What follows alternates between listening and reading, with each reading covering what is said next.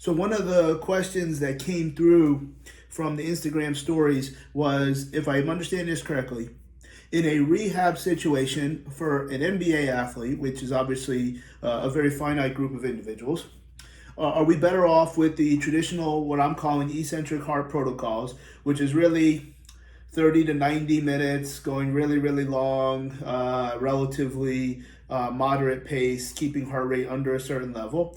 Or what they asked about was 852, which is what they're describing as RPE of 10, which I don't think anybody would ever say RPE of 10 from that type of training where you're 8 seconds explosive cyclic repeat, maximal effort, maximal explosiveness, and then resting to the top of the minute. Okay, so lots of things to unwrap. Number one, if it's under any circumstances, I would be very surprised to find that an NBA athlete would benefit from the lowest level of eccentric heart training.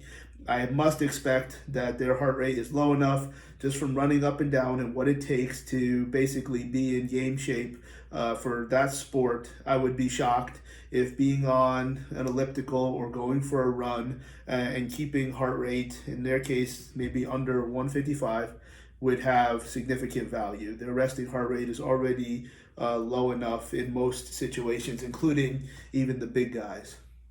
They would be much more valued by some form of maximal explosive sprint speed for something that lasted 8 seconds and rested to the top of the minute. In this case, they're asking about 52, whether it's 8 seconds, whether it's 6 seconds, whether it's 10 seconds.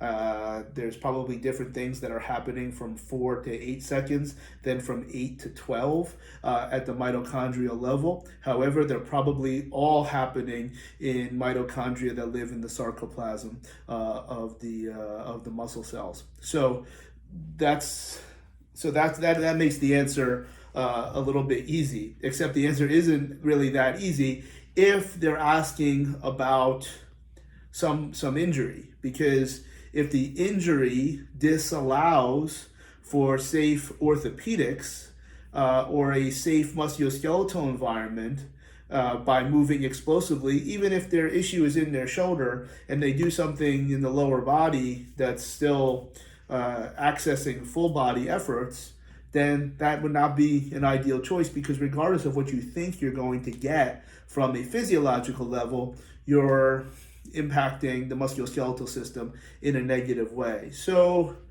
not really, the question was which one would be better.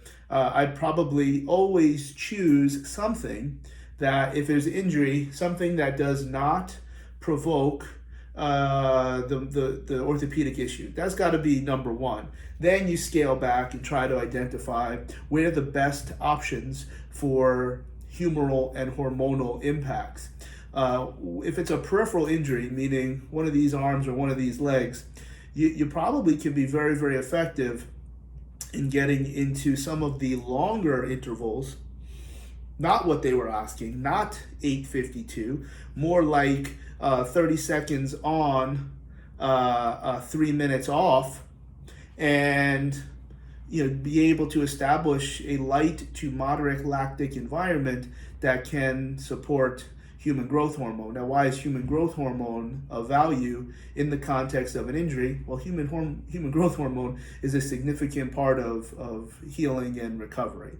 So, a bunch of things to talk about. I think whenever there's an injury, exercise selection that lateralizes but also regresses from the painful segments is the most important thing, and then you pick the next best physiological parameters. So without a doubt, under uninjured or most circumstances, no question that an NBA athlete would benefit from something like 852 versus long, slow duration at a fairly high enough heart rate so they're not wasting their time or adding load, joint load and joint strain that doesn't have any kind of benefit. They already have a very, very valuable eccentric heart component, and you can judge that by having a low heart rate. So little bit all over the place there, but I tried to bring it together.